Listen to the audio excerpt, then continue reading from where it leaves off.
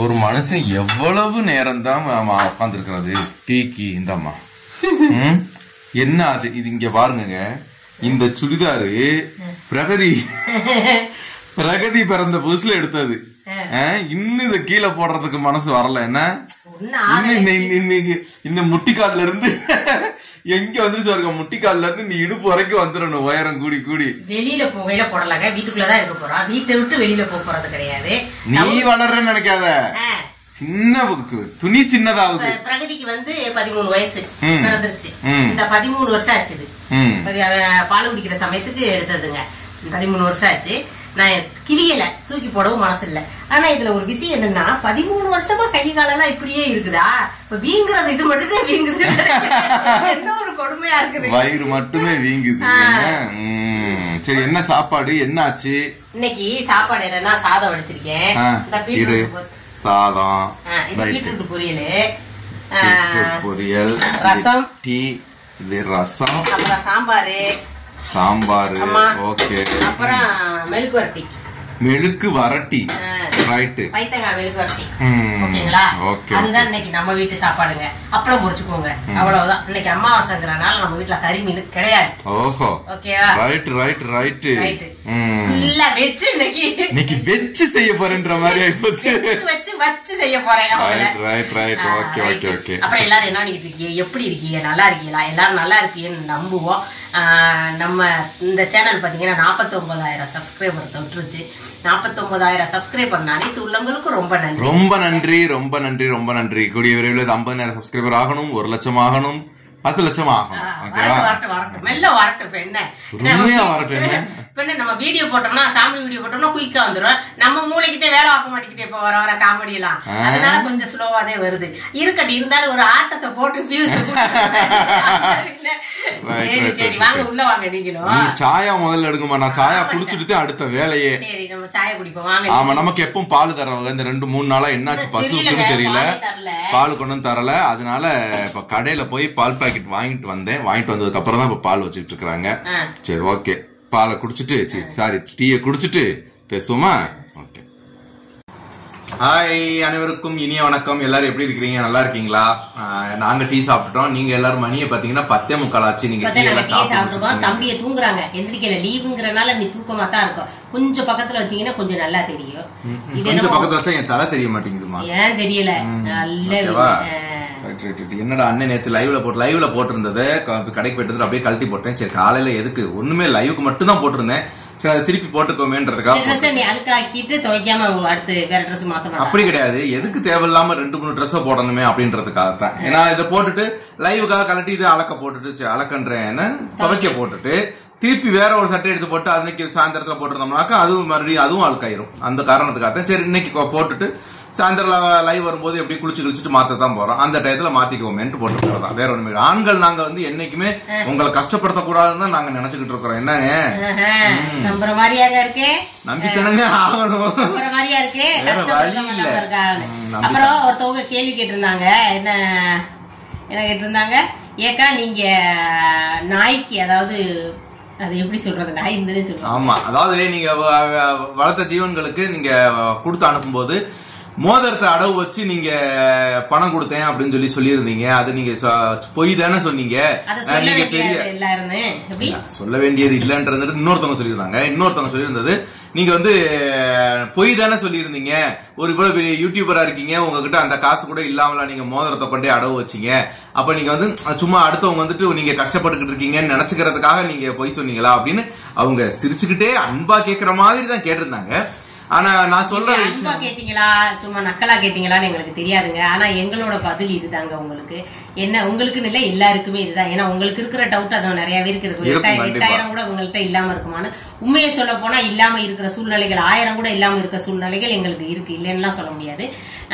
காரணம் என்னன்னா, நாங்க ஒரு மாசத்துக்கு உங்களுக்கு நிறைய வட்டம் நான் சொல்லியிருக்கேன், எனக்கு 25 ரூபா ஒரு மாசம் செலவு எப்படி பார்த்தாலும் வந்துடும். அதுக்குள்ள அந்த 25 ரூபா பட்ஜெட்டை மட்டும் நான் தனியா செலவுக்குன்னு எடுத்துருவேன். அப்புறம் நம்ம மாசத்துல செய்யறோம்னு சொல்லியிருந்தோம் பாத்தீங்களா, அதுக்கான ஒரு தொகையை நாங்க எடுத்துருவோம். பாக்கி எல்லாத்தையுமே நமக்கு இருக்கிற கடன்ல கொண்டு போய் நாங்க அடைச்சிருவோம். அது எங்க வியாபார காசா, நாங்க வேலை பார்த்த காசா இருக்கட்டும், யூடியூப் காசா இருக்கட்டும், எதையுமே நாங்க கையில வச்சுக்க மாட்டோம். கடனாக்க என்னன்னு கேட்டாக்க, அந்த மாதிரி நகை அடை வச்சிருக்கோம், செஞ்சிருக்கோம். அப்ப அதுல ஏதோ பணத்தை கொண்டே கட்டி வச்சுட்டோம்னா நமக்கு திருப்பும் போது வட்டி குறையும், கொஞ்சம் ஈஸியா இருக்குமேன்றதுக்காக கொண்டே அடைச்சு வச்சிருவோம். அதுவும் இல்லாம நம்ம கையில எவ்வளவு காசு இருந்தாலும் செலவாயிடும். அது எல்லாருக்குமே ஆகக்கூடிய ஒரு சூழ்நிலை. அதனால செலவாகிறதுக்கு முன்னாடியே நமக்கு ஒரு கடன் இருந்துச்சுன்னா அந்த கடன் அடைச்சிட்டோம்னா கொஞ்சம் நிம்மதியா இருக்கும் அப்படிங்கறதுக்காகவே இதுக்கு இதுதான் எடுத்து வச்சது போக பாக்கி ஒரு காசு கூட நான் வச்சுக்க மாட்டேன், அப்படியே அடைச்சிருவேன். அப்படி இந்த எடுத்து வச்ச காசுக்கு மீறி நம்ம எதிர்பார்க்காத ஒரு செலவுகள் வர்றதுதான் அந்த டைம்ல நம்ம காசு இருக்காது பாருங்க. இன்னொருத்தவங்கள்ட்ட போய் கடை வாங்குறதுக்கு பகரம் நம்ம கையில இருக்க ஏதாவது ஒரு பொருள் அடகு வச்சு அந்த தேவையை நாங்க பூர்த்தி செஞ்சுக்குவோம். அப்ப கூட இவங்களுடைய ஏதாவது ஒண்ணு கொண்டே அடவு வைப்போம் அப்படின்னாங்க. சரி வேண்டாம், இப்ப நான் எங்க போக போறேன் வரப்போறேன், என் கையில 2 முகத்தை போட்டுட்டு நான் என்ன பண்ண போறேன். சரி, நான் இந்த கல்லு முதல் அடவு எடுக்க மாட்டாங்க. அந்த காரணம் அடவுன்றது எடுப்பாங்க. சரி, அது வேண்டாமேன்றதுக்காக நான் சரி இதை கொண்டு போய் வச்சுட்டு நான் அந்த காசு எடுத்து வந்தேன். அதை நீங்க ஏன் வீடியோல மென்ஷன் பண்ணீங்க அப்படின்னு சொல்லி கேட்டிருந்தீங்கன்னா, வீடியோல மென்ஷன் பண்ண காரணம் என்னன்னா, அவருக்கு நம்ம சொல்லணும் இந்த மாதிரி எங்ககிட்ட இந்த மோதிரத்தை அடவு வச்சுதான் நான் உங்களுக்கு கொடுக்குறேன்னு சொன்னால்தான் அவர் திடீர்னு மறுபடியும் காசு ஏதாச்சும் கொடுக்குறாங்களே அப்படின்ட்டு மறுபடியும் காசு கேட்கறதுக்கான வாய்ப்பு இருக்கு. அந்த ஒரு காரணத்துக்காக அவர்கிட்ட ஒரு வார்த்தை சொல்லி வைப்போமேன்றதுக்காக தான் அந்த மோதிரத்தை அடவு வச்சு தான் உங்களுக்கு கொடுக்குறேன் அப்படின்றத மென்ஷன் பண்ணி சொன்னேன். ஏன்னா எப்படி நமக்கு பப்பீஸையும் கொடுத்துட்டு நமக்கு காசும் கொடுக்குறாங்க, அடுத்தடுத்து போய் கேட்டா காசு கொடுப்பாங்கன்ற ஒரு தோணல் அவருக்கு வந்துடக்கூடாது பார்த்தீங்களா. அந்த ஒரு காரணத்துக்காக தான் நம்மளா செய்யறது வேற கூப்பிட்டு இருந்தாங்க அப்படின்னு சொல்லி கொடுக்குறாரு. அவர் அதுக்கு இல்ல இதுக்கு இல்லைன்னு 1000 கொடு 2000 கொடுன்னு கேட்டுக்கிட்டு இருந்தாருன்னா அந்த காரணத்துக்காக தான் மென்ஷன் பண்ணோம். இன்னொன்னு என்ன கேட்டீங்கன்னா, அதான் சாந்தா சொன்ன மாதிரி ஒரு மாசத்துக்கு 25,000 நம்ம வீட்டு செலவுக்கு இருக்கட்டும், பாக்கியுள்ள ஒரு நம்ம உதவி பண்றதுக்கானவங்களுக்கு ஒரு தொகை, இந்த மாதிரி எல்லாத்தையும் எடுத்து வச்சது போக மிச்ச காசை நம்ம அப்படியே டக்குன்னு கொண்டு போய் இதுக்கு அடைச்சு வச்சிருவோம். அந்தந்த தேவைகள் பூர்த்தி ஆனதுக்கு அப்புறம் நம்ம கையில எப்படியும் காசு இருக்காது. அதுக்கப்புறம் ஒரு வாரத்தை எங்களுக்கு வந்துருச்சு, நாங்க திருப்பிட்டு அது வேற காரியம். ஆனா எப்பேற்பட்ட ஆட்கா இருந்தாலும் கோடி ரூபா கோடிகள்ல புரள்றவங்களா இருந்தாலும் சில நேரங்கள்ல ஒரு 1000 ரூபா கூட கையில இல்லாத சூழ்நிலை எல்லாருக்குமே வரத்தான் செய்யும் கண்டிப்பா. அதைத்தான் நம்ம உங்ககிட்ட சொல்லணும்னு நினைச்சேன். ஏன்னா நான் எங்களை பிரத்யேகமா எங்களை சொல்ல கிடையாது, யாருக்குமே அந்த நிலைமை வர்றதுக்கான வாய்ப்பு இருக்குது. ஏன்னா ஒரு திடீர்னு ஒரு கோடி கணக்குல சொத்து வச்சிருப்பாங்க, திடீர்னு ஒரு 10,000 ரூபாய் தேவைக்காக நம்ம அவ்வளவு தூரம் சொத்து வீடுகள் வச்சுக்கணும், வீட்டை விற்க முடியுமாங்க 10,000 ரூபாய் சொத்து ஒரு தேவைக்காக? அந்த மாதிரி இருக்கிறவங்க அவ்வளவு பெரிய இருக்கிறவங்க போய் இன்னொரு இடத்துல 10,000 ரூபாய் கடன் கேட்டா அவங்க ஒரு மாதிரி பாப்பாங்கிற சங்கடத்துக்கே அவங்க கேட்கவும் மாட்டாங்க, ஒரு பொருளை கௌரவத்துக்காக விற்கவும் மாட்டாங்க, தாங்கிட்ட இருக்க தங்க பொருளை கொண்டு அடகு வச்சு செலவு பண்றவங்க இருப்பாங்க. நாங்க கேட்கறதுக்கெல்லாம் கிடையாது. நான் பார்த்தா 8,000 நம்ம கிட்ட நகை இருக்கும்போது எதுக்கு நம்ம கேட்பானே அப்படிங்கிற தாட்ல நாங்க நகையை அடகு வச்சுக்கிட்டோம். நம்ம கிட்ட காசு வரும்போது நம்ம திருப்பிக்குவோம் அப்படிங்கிற நிஜம். அதனாலதான் அங்க வச்ச, மத்தபடி ஒண்ணும் கிடையாதுங்க. நம்ம வச்சுக்கிட்டு நாங்க இல்லைன்னு சொல்லலாம். நாங்க எல்லாத்தையுமே ஓப்பனா சொல்றோம், எங்களுக்கு நாங்க கையில இருந்து கொடுத்தோம்னு சொல்றதுக்கு என்னங்க ஒண்ணுது. அதுதான் நிஜம். அது நம்பினாலும் சரி நம்மளைனாலும் சரி இது நிஜமான ஒரு அதுதான் உண்மை. அப்புறம் பசங்களுக்கு நிறைய பேர் எக்ஸாம் முடிஞ்சிருச்சு, லைவ்லயும் சரி பிரைவேட்லயும் சரி நிறைய கேட்டிருந்தீங்க. 2 பசங்களுக்குமே எக்ஸாம் முடிஞ்சிருச்சு. வெக்கேஷனுக்கு எங்க போறீங்கன்னு கேட்டிருந்தீங்க. வெக்கேஷனுக்கு எங்க போறோம்னு இது வரைக்கும் நாங்க ஒன்னும் முடிவு பண்ணல. பெங்களூர் வர்றேன்னு சொல்லியிருந்தீங்களே, அது என்னாச்சுன்னு நிறைய பேர் கேட்டிருந்தீங்க. பெங்களூருக்கு வர்றோம்னு சொல்லியிருந்தோம். பசங்களோட தீர்மானம் கூடிய நம்ம 2 பேர் மட்டும் கிளம்பி வர்றது கிடையாது, பசங்களுக்கும் அதுல விருப்பம் இருக்கணும். அவங்களையும் கூடி கேட்டுக்கிட்டு வர்றதா இருந்தா கண்டிப்பா நம்ம உறவுகள்கிட்ட சொல்லாம நாங்க இருக்க மாட்டோம், கண்டிப்பா வருவோம். ஓகேங்களா? கண்டிப்பா வீடியோ போட்டுருவோம். ஓகே. ஏன்னா நேற்று பிரைவேட்ல நிறைய பேர் இந்த நேரத்துல பெங்களூர் இப்படிதான் இருக்கும், நீங்க வாங்கி பாக்குறதுக்கு இடமே இல்லைன்னு நீங்க சொல்லியிருந்தீங்க லைவ்ல. அந்த காரணத்துக்காக நான் அந்த வியூஸ் எல்லாம் அனுப்பி வைக்கிறேன்னு சொல்லிட்டு மெசஞ்சர்ல அனுப்பி வச்சிருந்தாங்க. ரொம்ப சந்தோஷம். அதாவது ஒரு இடத்துக்கு நம்ம போறோம், இப்ப துபாய்க்கு வாங்கன்னு சொல்றாங்க. இப்ப நம்ம துபாய்க்கு போறோம்னு சொன்னதோட நான் இருக்கேன் வாங்க அப்படின்னு சொன்னாங்க.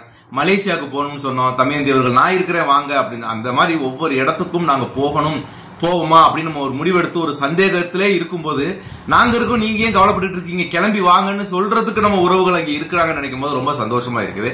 ஏன்னா இப்போ மலேசியாக்குள்ள நாங்க உள்ள போகும்போது எவ்வளவு பயம் இருந்துச்சோ, திருப்பி வரும்போது எங்க சொந்த ஊர் விட்டு வெளியில வந்த மாதிரி தான் ஒரு ஃபீல் இருந்துச்சு. சத்தியமா உங்களுக்கு சிங்கமலரிக்குள்ள சுத்துற மாதிரியே தாங்க ஒரு ஃபீல் இருந்துச்சு. மலேசியாவுக்கு போகும்போது நாங்க நினைச்சது சரி அம்மா மட்டும் தான் தெரியும், அங்கே போய் இறங்கினக்கு அப்புறம் தான் தெரியுது நிறைய தமிழர்கள் மலேசியாவுல இருக்காங்க, அங்கேயும் நம்மள தெரிஞ்சிருக்குங்கிறது அங்கே போனதுக்கு அப்புறம் தாங்க எங்களுக்கு தெரிஞ்சிருக்கு. அந்த மலேசியாவுக்கு போகலைன்னா மலேசியாவுல நம்மள பிடிச்ச இத்தனை உறவுகள் இருந்தாங்கிறதே எங்களுக்கு தெரியாம போயிருக்கோம். நன்றி தமையந்தி அம்மாவுக்கு நன்றி. மலேசியாவுல நம்ம சந்திச்ச அனைத்து உறவுகளுக்கும் ரொம்ப ரொம்ப எங்க மேல பாசம் வச்சிருக்க எல்லா உறவுகளுக்கும் ரொம்ப நன்றி. சரி, ஓகேங்களா? இன்னைக்கு ஒரு முக்கியமான நிகழ்வு இருக்குது. அது இப்பதான் மெசேஜ் வந்துச்சு. அந்த மெசேஜ் ரைட் ஓகேன்னு வச்சிருக்கிறேன். அந்த நிகழ்வு என்ன ஏதுன்றது நம்ம ஆடுகாலி குடும்பம் அந்த சேனல்ல வரும். அது இன்னும் எங்க கைக்கு கிடைக்கல. அந்த மெசேஜ் வரட்டும். வந்ததுக்கு அப்புறம் அது என்னன்னு உங்களை விட நாங்களும் பெரிய ஒரு ஆர்வத்தோட தான் இருக்கிறோம். பாத்துருவோம். பயங்கரமா இருக்கு, பண்ணி வைக்கணும். அதை பாக்கணும் அப்படிங்கிறாதிய பாப்போம் என்ன ஏதுன்னு நீங்களும் அடுத்து வர்ற வீடியோல பாக்கத்தானே போறீங்க. அப்புறம் நிறைய பேர் அக்கா உண்மையை சொல்லுங்க, உங்களுக்கு வப்பு பல்லா அப்படின்னு கேக்குறீங்க. ஏங்க என்னங்க தெரிஞ்சிருச்சா சாந்தா உங்களுக்கு? எல்லாத்துக்கும் உண்மை தெரிஞ்சிருச்சு சாந்தா. ஏங்க சுட்டியில வச்சு அடிக்கவா, எப்படி அடிக்கணும்? ஏமா வேண்டாமா, அந்த பல்ல வச்சுதான் நம்ம ஓட்டிக்கிட்டு இருக்கிறோம். அப்படி கிடையாது, வெப்ப பல்லாம் கிடையாது. அந்த நாள்லயுமே அந்த 16 வயசு அந்த டயத்துல இருந்தே சாந்தாவுடைய அந்த சிரிப்பை பார்த்து தாங்க உண்மையிலே கவர்ந்தது. எல்லாருமே அந்த சிரித்த முகம் தான் இப்ப வரைக்கும் நம்ம உறவுகள் எல்லாத்தையுமே கவர்ந்துகிட்டு. அதாவது ஒருத்தவங்களுக்கு ஒரு சொல் இருக்கும், எப்படி சொல்லுவாங்கன்னா கருப்பா இருக்கவங்களுக்கு பல்லு வெண்மையா காமிக்கும். கண்டிப்பா நிஜம்தான் நான் நினைக்கிறேன். உண்மை. அதனால நான் கொஞ்சம் கருப்பா இருக்கனால என் பல்லு உங்களுக்கு வெண்மையா தெரியுது, அவ்வளவுதான். அதே மாதிரி வரிசையா லெவலா தெரியுது. அப்பெல்லாம் எங்க அம்மா கையில பல்லு தேயின்னு அடிக்கும் போது நான் சங்கடப்பட்டிருக்கேன் எங்க அம்மா கிட்ட. என்ன எப்ப பார்த்தாலும் பல்லு தேய் எப்படி பிரஸ் வச்சு தேய்க்கிறாங்க. எனக்கு பிரஸ் வாங்கி கொடுத்துருக்கியா ஒரு நாளைக்கு? என்னைக்காவது ஒரு நாள் பிரஸ் ஆசை வந்துச்சுன்னா வேப்பங்குச்சியை உடைச்சு முனியில நச்சுக்கிட்டு எடுத்து கொடுப்போம். என்னமோ ஒரு பிரஸ் 20 ரூபா தானமா அப்படின்னு நான் சண்டை போட்டுருக்கேன். இல்ல நான் சண்டை போட்டேன். ஏன்னா 20 ரூபா 10 ரூபாய்க்குள்ளதானமா இருக்கும், எதுக்குமா இந்த மாதிரி பண்றீங்க அப்படின்னு கேட்டா, அதெல்லாம் பிரஸ் என்னத்தடி கிளீன் பண்ணுது, நம்ம கையோட பிரஸ் கிளீன் பண்ணிடுமா, நீ கையில பாத்திரம் தேயி எவ்வளவு வெண்மையா இருக்குன்னு பாக்கலாம் அப்படின்னு சொல்லுவாங்க. அந்த மாதிரி எங்க அம்மா தான் கறிக்கொட்டையை நுணுக்கி எனக்கு தந்து பழக்கினாங்க. அப்ப தேய்ப்பேன், கறிக்கொட்டையை தேய்ச்சி முடிச்சுட்டு அந்த கறிக்கொட்டையோட அந்த ஒரு நூலெல்லாம் கருப்பு கலர்ல பல்லுல இருக்குங்கிறதுக்காக வேப்பங்குச்சிய உடைச்சு முனியில அப்படி நச்சு விட்டு கொடுப்பாங்க. அதை வச்சு இப்படி செஞ்சினா அந்த பிரசு மாதிரி வந்துடும், உனக்கு கிளீன் ஆயிரும், வாய் வீசாது, பூச்சி பல்லு வராது அப்படிங்கிறதுக்காக எங்க அம்மா வாரத்துல 2 நாள் வேப்பங்குச்சி பல்லு விளக்கல், உமிக்கறியை வச்சு பல்லு விளக்கல் இப்படி செஞ்சனாலேயே என்னமோ தெரியலங்க, என் பல்லுக்கு கேடு இல்லாம ஆரோக்கியமா இருக்குது. அதனால உங்களுக்கு வெள்ளையா தெரியும். எனக்கு இந்த பல்லு இருக்கிறதுல இந்த பல்லு லைட்டா வரிசையை விட்டு ஒரு லெவல் வந்திருக்குன்னா அது இப்படி இருந்தது லைட்டா அப்படி தூக்கி இருக்கு, அதிகமா தூக்கல, ஒரு நுழிதான் தூக்கி இருக்கு. அது இன்னொரு 7-8 வருஷத்துக்கு ஒண்ணுமே ஆகாதுக்கா, உங்களுக்கு நல்லா இருக்கும். ஒரு 8-9 வருஷத்துக்கு அப்புறம் எப்படியா இருந்தாலுமே 50 வயசு தொடும்போது எல்லாருக்குமே இந்த மேல இருக்க என்ன சொல்லுவாங்க இனாமல் தேயும் போது பல்லு எல்லாருக்கும் கொஞ்சம் நீளமா வர சான்ஸ் இருக்கு. அந்த டைம்ல தான் உங்களுக்கு இந்த பல்லுக்கு டேமேஜ் இருக்கும், மத்தபடி பல்லு ஆரோக்கியமா இருக்குன்னு சொன்னாங்க. எதனால வந்துச்சு இந்த இதுவுமே டெஸ்ட்டுக்கு போனோம்னா, நான் வியாபாரம் எடுக்கும் போது மம்பட்டியை வச்சு இப்படி ஒரு ட்ரம்ம சலுக்க, அதாவது மம்பட்டியை வச்சு ஒரு தார் ட்ரம் இருக்கு பாத்தீங்களா, தார் ட்ரம் ஓங்கி இப்படி அடிச்சிருக்காங்க. அப்ப என்ன ஓங்கி இப்படி அடிக்கும் போது இங்க ஒரு துணி காய போடுறதுக்கு ஒரு கொடிக்கயிறு கட்டி இருந்தது, அவங்க பாக்கல, இப்படி அடிச்சோட அந்த கொடிக்கயிறுல தட்டி ரிட்டன் வந்து இந்த இடத்துல அடிச்சிருச்சு. அப்ப பாத்தீங்கன்னா ரத்தம் ஊத்திட்டு நான் நினைச்சேன் வப்பு பல்லு வைக்கேண்டி வரும் போல அப்படின்னு வீங்கி இருந்துச்சு. போய் பார்த்தேன் என்னத்த பாத்தீங்களா, அப்ப கூட ஐயோ வப்பு பல்லு அடிச்சு போச்சு போல இருக்கு, உடஞ்சிச்சுன்ற ரத்தம் அதை வச்சு வப்பு பல்லு வைக்கணுமோ அப்படின்றத ஊத்தின உடனே எனக்கு அந்த பயந்தா இருந்துச்சு. ஐயோ போச்சுடா பல்லு அழகு வப்பு பல்லுதான் வைக்கணும் அப்படின்னு நினைச்சுக்கிட்டு இருந்தேன். அங்க போய் பார்த்தோன்னே பல்லுக்கு டேமேஜ் இல்லைங்க, லைட்டா அசைவு கொடுத்துருக்கு அப்படின்னு. ஆனா அதுக்கப்புறம் அசைச்சு பாக்குறேன், அசைவெல்லாம் இல்ல, ஒண்ணும் இல்ல. மாங்காய்லாம் நல்லா கடிச்சு திங்கிறேன், வெள்ளரி கடிச்சு திங்கிறேன். முன்னாடி பல்ல கடிச்சு திங்கும் போது கொஞ்சம் பாத்துக்கோங்கம்மா இருக்கு, ஸ்ட்ராங்கா தான் இருக்குன்னுட்டாங்க. அதனால வப்பு பல்லு கிடையாதுங்க. ஒரு வப்பு பல்லான்னு கேட்டதுக்கு இம்மா நிலத்துல சொல்லி வச்சிருக்கீங்க, சொல்லும் போது வரிசையா வந்துருது. மத்தபடி நீங்க சாட்டா சொல்லுங்கிறீங்க, சாட்டா சொல்ற மாதிரி கொஸ்டின் என்கிட்ட இல்ல, அதுக்காக சொன்னீங்க, தப்பா எடுத்துக்காதீங்க. ஓகேவா? சரி ஓகே, நீங்களும் சாப்பிடுங்க. மத்தியான லஞ்சுக்குள்ள என்னென்ன, அதாவது ஒரு 4 மணி இருக்கும், என்ன நாங்களும் மத்தியானம் லஞ்ச் எல்லாம் முடிச்சு வச்சுட்டு ஒரு 4 மணி to 5க்குள்ள நாங்க எப்படி லைவ் வர்றதுக்கான ட்ரை பண்றோம். ஓகேங்களா? எந்த கஞ்சி சோறு ஊத்துற களம் கேட்டிருந்தீங்க. சோறு ஊத்துற களம் எங்களுக்கு வேணும், உங்களால அனுப்ப முடியுமான்னு கேட்டிருந்தீங்க. இல்லங்க எங்களால முடியாதுங்க. காரணம் என்னன்னு கேட்டீங்கன்னா, அதோட விலை 1600 ரூபா. அதை வாங்கி அனுப்புறது கூட பக்கத்துல இருந்தா வர்றவங்க வாங்கிட்டு போங்களான்னு வாங்கி கொடுத்துடலாம். அதே நேரம் பாத்தீங்கன்னா இங்க இருந்து பார்சல் அனுப்புறதெல்லாம் நடக்காத விஷயங்க. எனக்கும் பார்சல் ஆபீஸ் எங்க இருக்குன்னு தெரியாது, நானும் அனுப்புறேன். பார்சல் ஆபீஸ் இருக்கிறது அதெல்லாம் பேக் பண்ணி அனுப்புறதெல்லாம் ரொம்ப கஷ்டங்க. ஏன்னா ஒரு 10-50-100 இத்தண்டி பேக்கெட் எல்லாம் கொண்டு போய் அனுப்புறது நமக்கு இந்த பேக் பண்ற வேலையெல்லாம் பிடிக்காது. அடுத்தவங்களை பேக்கிங் பண்ற வேலை ரொம்ப பிடிக்கும். பேக்கிங் பண்ணி அனுப்பிடுறது நமக்கு அது எப்படி சொல்றது, நம்ம ஆளுக்கு கிஃப்ட் குடுக்கறதும் பிடிக்காது, எப்படி பார்சல் அனுப்புறதும் பிடிக்காது. புரியுதுங்களா? இங்க பக்கத்துல கையில பிடிச்சிட்டு போயிருங்க வந்து வாங்கி. அதாவது நீங்க எல்லாம் எங்களை பார்க்க வரும்போது ஊருக்கு போகும்போதே எங்க அம்மா ஒண்ணு அதே மாதிரி கேட்டிருந்தாங்க. அதையே ஊருக்கு போகும்போது இங்கிட்டு வச்சு பேக் உள்ள அங்கிட்டு வச்சு எடுத்து 4 வட்டம் கீழே வச்சுட்டு திருப்பி எடுத்து உள்ள வச்சாங்க. சாந்தா நான் எடுத்து கீழே இது அப்புறம் கொண்டு போய் கிடைச்சாங்க. அத்தை கேட்டுட்டாங்கன்னு சொல்லிட்டு பேக்ல எடுத்து வச்சு இங்கிட்ட ஒன்று போட்டு அடிச்சு பிடிச்சு கொண்டு வரதுக்குள்ள போதும் நான் இப்ப அதுலதான் சோறு குடிக்கிறாங்க. அதுல சோறு குடிச்சிட்டு எங்க சின்ன மாமி எல்லாரும் கேக்குறாங்க, ஆனா கொண்டு வரணுமே, ரிஸ்க் இருக்கு. கார்னா நம்ம வண்டிக்குள்ள தூக்கி போட்டு 4-5 கிலோ கார் டிக்கில தூக்கி போட்டு கொண்டு போயிட்டே இருக்கலாம். அப்புறம் ஒருத்தவங்க நம்ம சரோஜாமா இருக்காங்க, அவங்க மெசேஜ்ல கமெண்ட் போட்டிருந்தாங்க, ஏதோ ஒரு வீடியோல நான் பார்த்தேன், ஃபேமிலியோட போய் கார் வாங்கிட்டாங்க. அந்த வீடியோ பார்க்கும்போது என் மனசு எல்லாம் நீங்க ஃபேமிலியோட போய் எப்ப கார் வாங்க போறீங்கன்ற ஒரு ஆசையிலே இருந்துச்சு. கார் வாங்குறதெல்லாம் பெரிய விஷயம் இல்ல சரோஜாமா, அதை ஓட்டணுமே, அதுதான் பெரிய விஷயம். எனக்கு ஓட்ட தெரியாது, கார் ஓட்ட தெரியாது, உண்மை அது ஒண்ணு.